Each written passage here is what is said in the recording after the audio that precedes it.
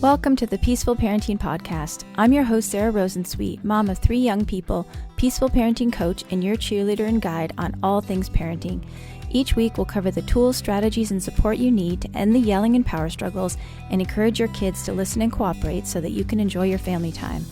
I'm happy to say we have a great relationship with our 3 kids. The teen years have been easy and joyful, not because we're special unicorns, but because my kids were raised with peaceful parenting.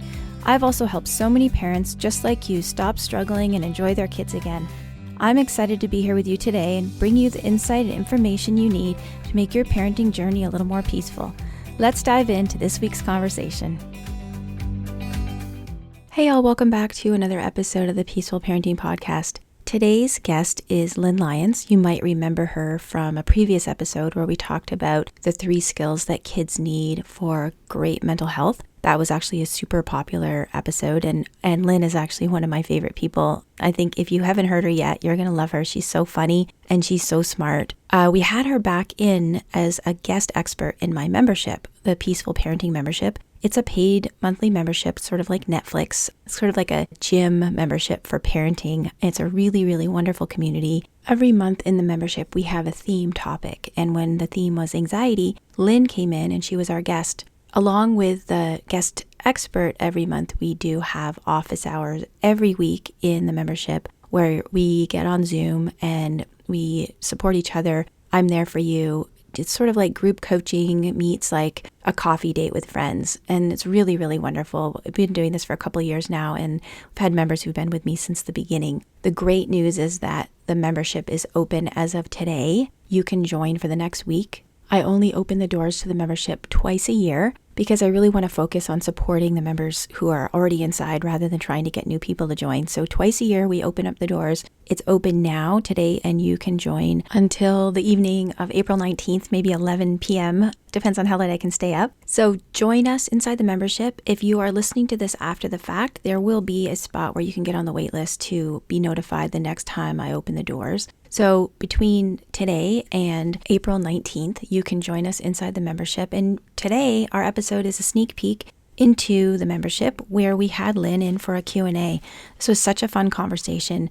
We went everywhere from helping a kid who has some anxiety, who's resistant to trying any suggestions, to trouble at school drop-off, to one member whose daughter just realized that her parents are going to die one day and she's feeling really, really anxious about that. We also talked about bedtime fears and why telling kids that you're safe is not recommended. That was really interesting for me. I always learn so much from Lynn.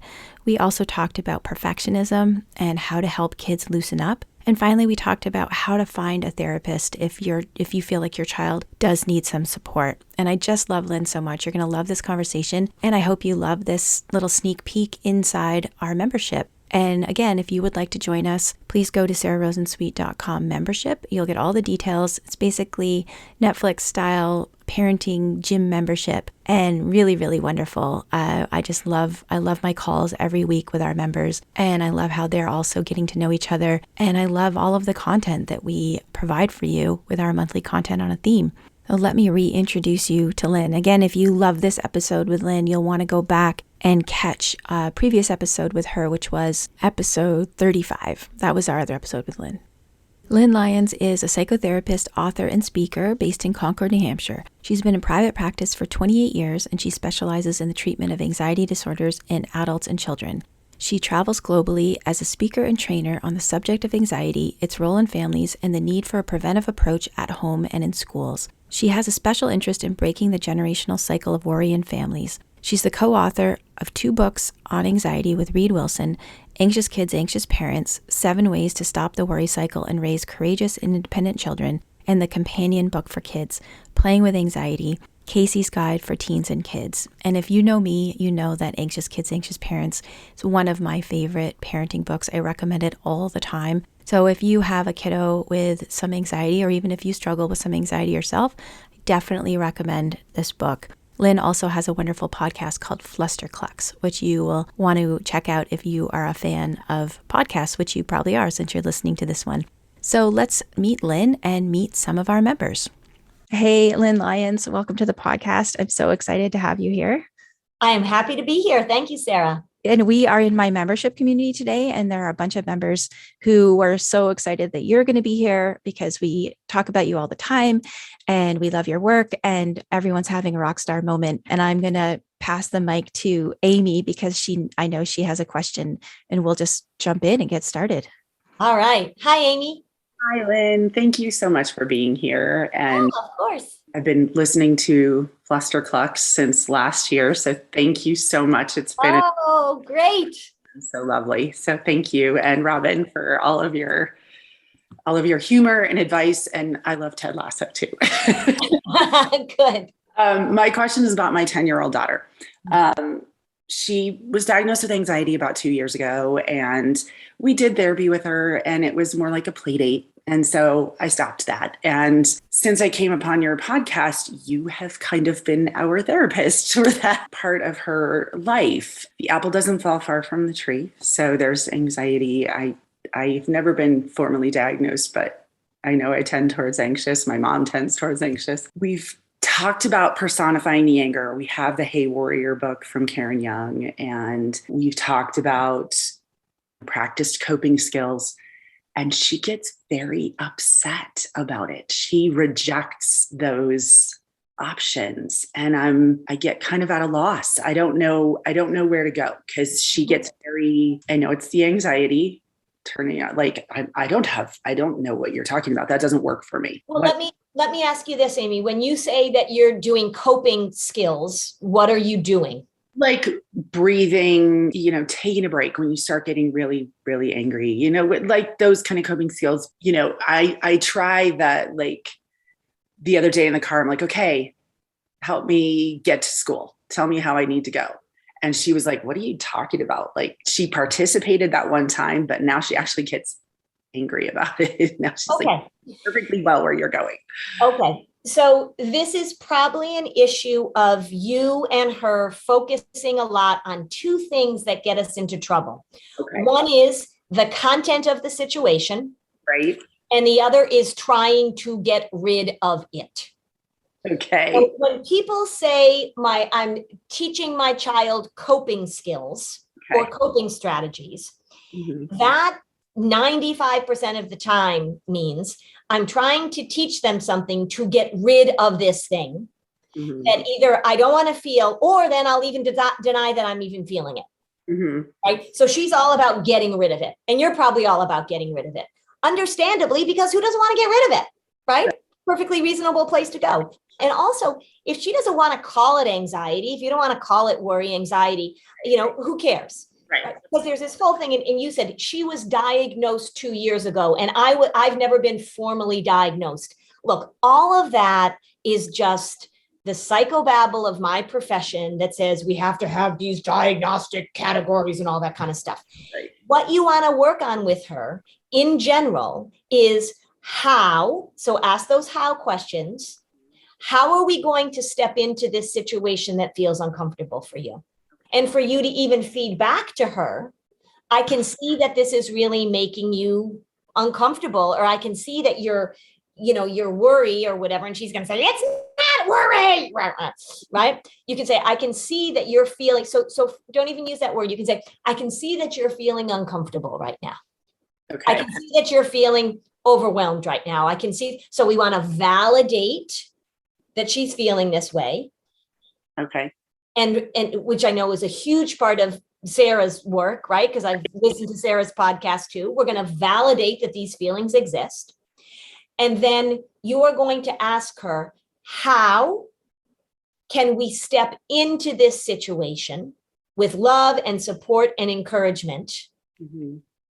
And how right now, one of the questions that I ask kids all the time, and you can really ask this to a 10-year-old, how do you think your brain and body are making this into an emergency right now? How are you making this into an emergency right now? Anxiety is an overestimation of the problem and an underestimation of your resources to deal with it. Okay. So how do you think inside, and you can ask this of yourself too, right? I, as a mom who tends to be anxious, right. How as a family are we making this situation into an emergency? Because when anxiety shows up, remember, it's just the amygdala getting the message from somewhere that there is an emergency. Right. Right?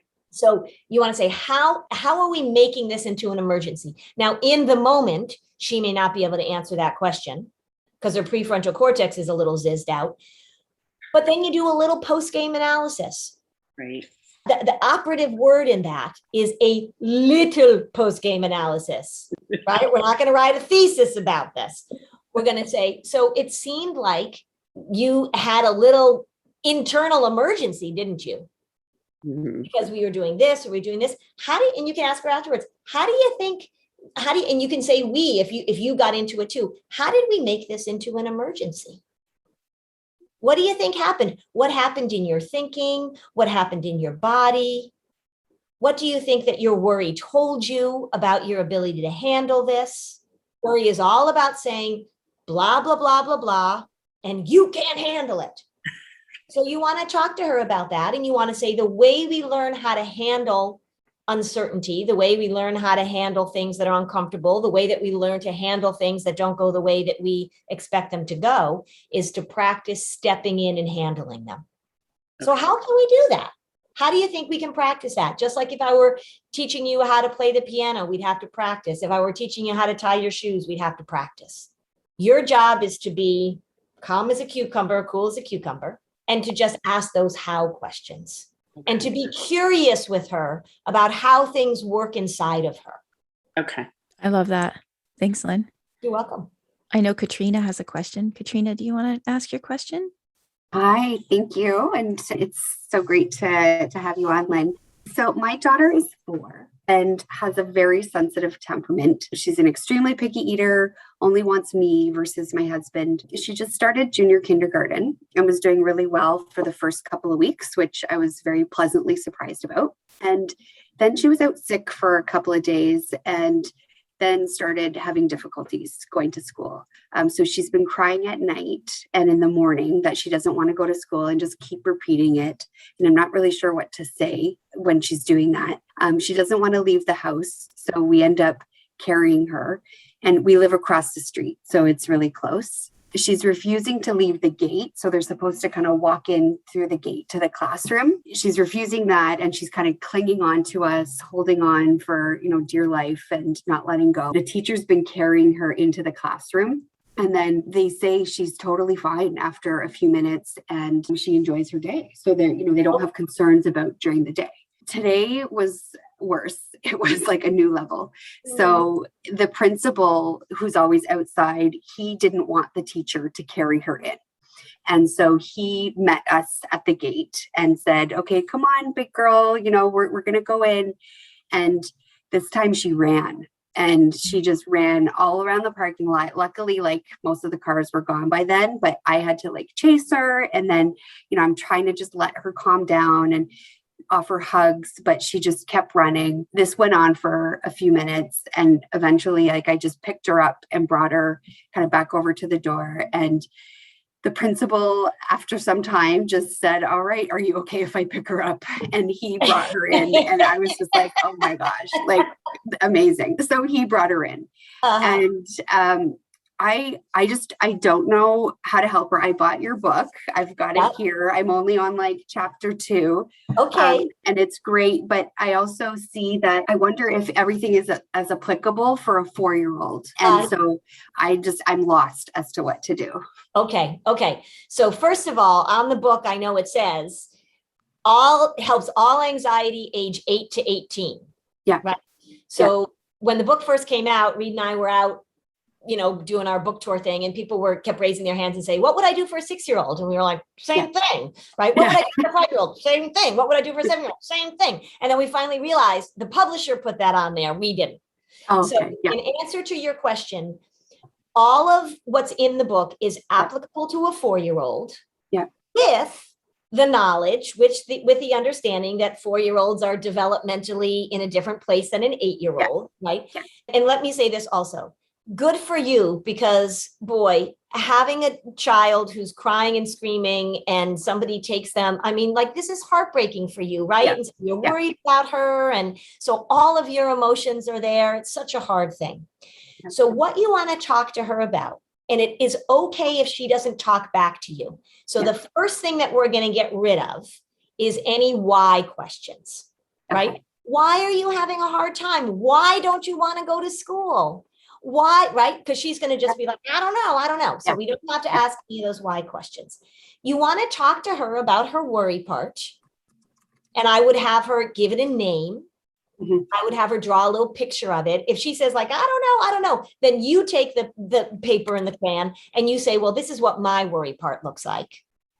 And then she may say like, oh, okay, right. It depends on how engaged she is in this. But give it a name.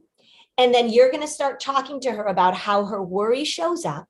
And you're going to want to talk to her about the moment of goodbye, because that's the hard part for her. Now it's starting a little at night, right? So she's starting thinking about it. So you're going to, and when I talk about the moment of goodbye, I do this with my hands. So this is on the podcast, you can't see, but I'm making a little box in the air with my hands, a little, like the moment of goodbye. And I want you to validate for her, and I want you to acknowledge for her that the moment of goodbye is when big, strong feelings show up. And I tell kids all the time, when I'm in the airport, because I'm a crier, I'm in the airport, when I watch people saying goodbye, when I watch people saying hello, when I watch somebody like let their dog out of the little dog crate and reunite with their owner, I just sit there and cry. I don't even know these people. So that's a big emotional place for a kid to be.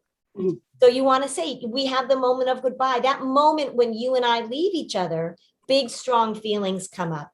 And we can talk about that. And then you want to use that language with her.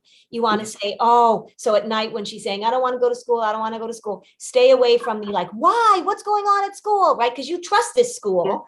You know that they're, she's not being locked in a closet.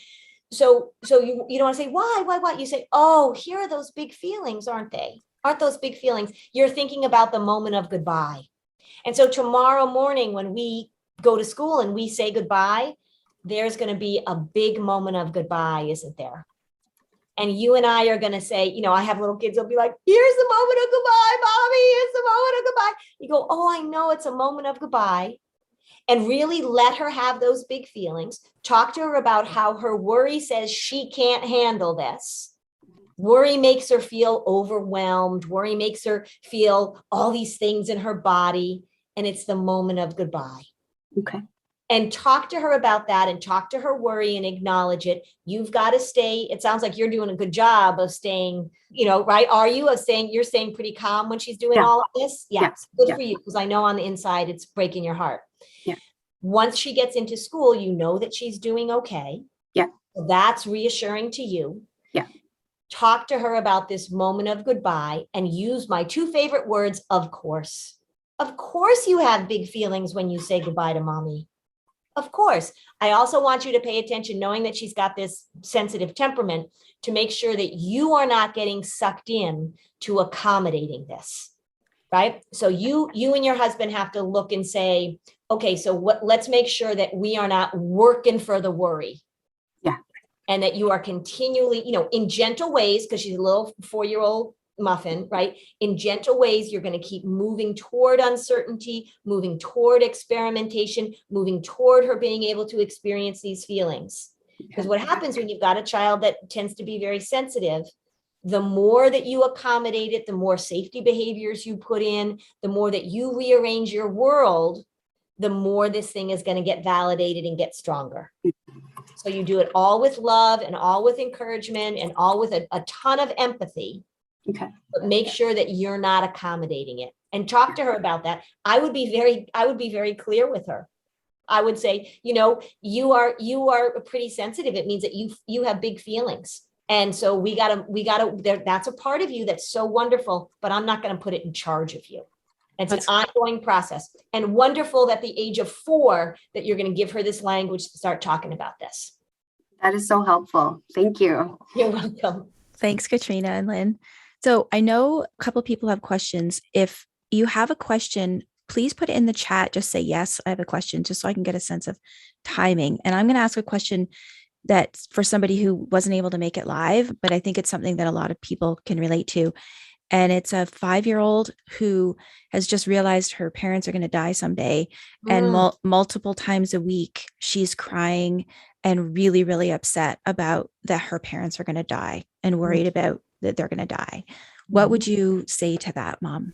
So the first thing is that's normally, it shows up, that realization shows up anywhere between the age of about 5 and oftentimes on the later end, maybe 8 or 9, this idea of death. And sometimes it can be brought to a child's awareness because there's some death in the family or a pet dies or they see a dead animal on the road, right? So all of a sudden, this huge concept of death. Let's all just remember that human beings really struggle with the concept of death historically. We have all sorts of stories and things. I mean, we are constantly trying to figure out how this death thing works and how we're going to manage it. So for a 5-year-old to be overwhelmed by it, we just got to say to her, like, join the crowd, right? We all feel overwhelmed by it. So totally developmentally appropriate for a little child to feel this way. This is again an issue in that you don't want to get caught up in the content and you don't want to make this about death. You want to make this about handling things that, and one of the things we talk about, it would be with a little kid, it's a little harder, but dealing with unanswerable questions, which is just another way of saying dealing with uncertainty. So you want to say, worry shows up and worry likes to know exactly what's going to happen. Worry likes to know the plan. Human beings like to know the plan. We like to be able to sort of jump into the future. A little boy said to me a few years ago, if we had time machines, Lynn, then you wouldn't have a job because we'd all be able to go into the future and see what happened. And then we could come back and we wouldn't need you, right? What a brilliant little way of conceptualizing how difficult it is to be uncertain. So stay away from talking about death. You want to stay away from what is our instinct to reassure immediately and say, nobody's going to die. I'm fine. Everybody's healthy, because the worry says like, oh yeah, but what if? Whenever we give that content-based reassurance, we're inviting in the yeah, buts. Yeah, but, yeah, but, yeah, but. So you want to say this is death and people dying. And you're right. Everybody dies at some point and animals die. And that is a really hard thing for we human beings to understand and figure out. It's a really big deal. So the fact that you're thinking this is a big deal, I get it. So we have to tolerate saying, we don't know exactly how to answer this question. And I would also say there's a lot of other questions we don't know how to answer. I can't tell you exactly when it's going to rain next. I can't tell you how many inches of snow we're going to have this winter. I can't tell you how tall you're going to be when you grow up. I can't tell you how short I'm going to be when I'm 92. And you throw that in there because that's a little suggestion that you're going to be around to 92. I can't tell you, right? So all of these unanswerable questions. And you are so smart and so clever that you've asked the biggest question of all. And isn't that a hard question to deal with, right? So when that question pops up and when you start feeling worried about that question, there are 2 things I want you to remember. Of course, you're worrying about that question because that's one of the biggest questions of all. And we are going to be on this planet and we are going to be a family that has to deal with not knowing everything. And this is one of the things we can't know. So I love you and I am going to help you with these big questions that are going to come up. But this is one of those big questions, isn't it? And just sort of talk through that idea that we're going to discover things, right? I mean, it'll happen developmentally. She's on death now. Wait till she figures out what sex is, right? That's going to be a whole nother question. Wait till she figures out that people get addicted to drugs. I mean, I can give you a list of the things that kids discover that suddenly, what's that? And she's just stumbled upon one of the big ones, which is not unusual to stumble upon, of course, because it is the big one and we don't like it. Yeah. Thanks, Lynn. I know that Valeria has a question. Valeria, do you want to introduce yourself and ask your question? Hi, Lynn. I'm so excited. Hi, Valeria. I've learned so much as far as we've talked right now. I think a lot of strategies that you've talked about are actually applicable to my question, but I'm going to ask it still. It's a bit more general. Okay. I want to know about how do you work with kids, talking about specific ages, I would say 2, 3-year-olds, maybe 4, around anxiety coming at bedtime. So creeping, like I'm scared of monsters under the bed, or someone's gonna come in the house. I want the lights on and all that, creeping like around bedtime when you want your kid falling asleep, and maybe coming up again overnight. So expressing a lot of fear, right? Maybe something they saw, something they're feeling. And so how would all the strategies we've talked about, are they applicable at this moment again? Or is it more like during the day you also have to work, right? And not only at bedtime? Yeah, well, so yes to both of those questions. So the strategies are applicable when you have a little tiny person, right? Again, totally normal, developmentally appropriate for them to think things, oh, somebody's going to take me, or I'm going to get stolen, or there's a monster under the bed, or that kind of stuff. So with little kids, 2, 3 toddlers, we offer a little bit more reassurance than we would with older kids, because they don't really know how the world, right? So what you want to do with a little kid is you want to offer that reassurance. You want to say, you know what, we are together in this house.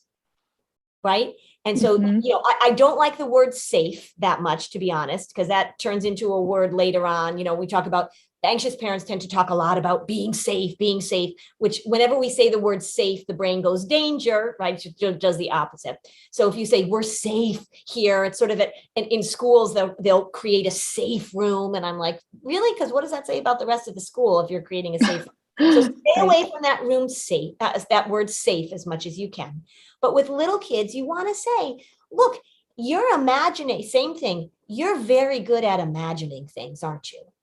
And you can say, I'm very good at imagining things. And sometimes I imagine wonderful things. Like we could imagine, oh, what is it like to have a first bite of your favorite dessert?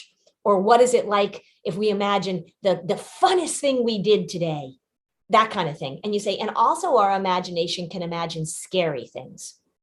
So, and we can talk about the worry. And so we can say, when your worry pops up and has you imagine these scary things, you want to keep it simple with little kids. We want to say, oh, hello, worry. I know this is what you do, but we don't have to listen to you right now. And so you're going to work on helping them. And, you're going to give them a lot of love and a lot of hugs. With little kids, sometimes with parents, I have them talk directly to the worry. So you're going to hold her close, or him close. I don't know if it's your son or daughter. Hold close and say, oh, worry, you are being so bossy right now. You are telling Jessa that she can't go to sleep in her own bed. You stop being so bossy. Because I know she can do this and this and this. And you hold her close and you model for her. Because what we're modeling for her is the very helpful, but, sort of later on, we're previewing the idea of just because you think it doesn't make it so. And that imaginations are powerful things that we can use for good or for evil. You want to show her how it is that she can begin to say, oh, worry, you're so bossy. And you're modeling it for her because that's what you do with a little child. Right. And so it is totally fine for little kids to have night lights. It is totally fine that when you put them to bed, if they're nervous, you say, I'm going to put you to bed and I'm going to come back and stand in the door in 5 minutes and just say hello, right? You want to make sure you don't get pulled into a whole sort of ritual at night and creating safe spaces and going around with monster spray and checking locks and all the things that parents do. Right. If you're saying to her, there's no such thing as monsters and we have monster spray, that's a little confusing. I had one little boy that was afraid of vampires and the parents were putting garlic around his bed at night. Right. They're saying there's no such thing as vampires and we're going to put garlic out. So you want to stay away from that. But being able to say a lot of empathy. Oh, you have such a good imagination, don't you? And it's okay to stay close, to check in. And during the day, teach those skills during the day in other contexts, like, oh, your imagination is really helping you imagine this wonderful thing. Oh, and our imaginations can help us imagine scary things too. That's how our brains work. So you're just laying that groundwork, totally developmentally appropriate, but Okay. you're just a little ahead of the curve. Yeah, that's amazing. I love that prep in advance and Yeah. talking about the imagination. Yeah. And have you seen a correlation between like kids that are not expressing their emotions and that they come around bedtime as fears and nightmares and all that because of like the backpack being full come end of the day? Yeah. That's when most people, whether you're 3 or 83, that's when most people tend to sort of get in their head and worry, because one, you're tired, you're exhausted, things are quiet, you're about to go into a quiet, alone place. So it's very normal. The other thing too is that kids often learn, not that your child is doing this, but just in general, they often learn that if they want to delay bedtime, and if they want mom and dad to stay close, and if they want mom and dad to go to sleep with them, or if they want to sleep in mom and dad's bed, that it really is very helpful to bring up all these big, scary thoughts at bedtime, because the parents are tired too. And it's not like the 2-year-olds, let me plan this out. Right? Oh, I've got a strategy to get into mom's bed. But that happens a lot. So parents will say, she was fine during the day, and then I went to put her into bed, and out came all the stuff. So make sure that you don't get into that habit of making bedtime the time where you get into everything, because it doesn't usually go very well, and you're wishing that you could just go to sleep too, and it becomes a pattern of how do we delay bedtime. Right. I love that. Thank you so much. You're welcome. Thanks, Valeria. So we have questions from Colleen and Jennifer, and I think Mary, and I think that might be it. Thank you. Hi, Lynn. I just need to say that you're amazing. I've attended a live workshop that you've given in Montreal, and I've seen you virtually as well. And I just wanted to, we never get a chance to say thank you, and you're amazing. So Colleen's definitely one of your biggest fans. Oh, thank you, Colleen. Okay, so I have a question for you. I'm just reading it so that hopefully it'll be concise. So my daughter is 13 and very strong academically. However, she stresses so much with every test and quiz, even sometimes with homework assignments. We have placed no outside pressure for good grades, but she wants 100% on all her tests and assignments. She stresses so much before them and then stresses after until she gets the grade. As she plans a long academic career, I would love to be able to help her manage this better. Any suggestions? Also, I have read Anxious Parents just recently, and I printed out Cassie's guide, but I haven't given it to her yet because I wanted to get your feedback first. Thank you. Okay, sure. So that's a great question, and one I'm sure that a lot of people can relate to. So she's a little bit of a perfectionist, it sounds like, right? So things have to be, it's 100 or nothing. And even though you may not be putting pressure on her for grades, we have created a system in this Western world that we live in where getting 100 is rewarded and it's fabulous. And if you get perfect grades, you're on the top of the pile, and we have academic awards and all that kind of stuff. Not that I don't think we should reward kids for achievement ever, but she's sucked up in this environment, this culture that, and schools will say to me, why are they so stressed out? Or gosh, what's going on? And I say, well, because the whole system is set up to reward you for being stressed out. So it's hard for her to manage that. And she's 13. So is she in grade 9 or grade 8?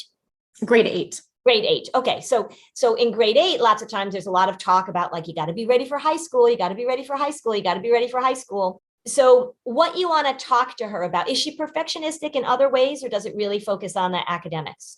I think in other ways as well. Okay. So here's the skill that you want to teach a perfectionist. If you say to her, it's okay for you to make mistakes, it's okay for you to screw up, it's okay for you to not be perfect, she's going to say to you, oh, really? Because have you been an 8th grader? Because we're really supposed to do well and we're supposed to get good grades, et cetera, et cetera, et cetera. What you want to talk to her about is how to learn when and where to cut corners, because it's not that we're going to say to her, you can't work hard. We don't want to say that, but she's doing a lot of what I call extraneous clenching. And the reason I talk about that is because I'm a road biker. So when I think about going up a big hill, I only want to use the muscles I need to get me up the hill. And I'm going to be working hard. Those muscles, my legs, my butt, they're going to be working hard, but I don't have to scrunch up my face. I don't have to grab the handlebars and hold on as tight as I can. That's extraneous clenching.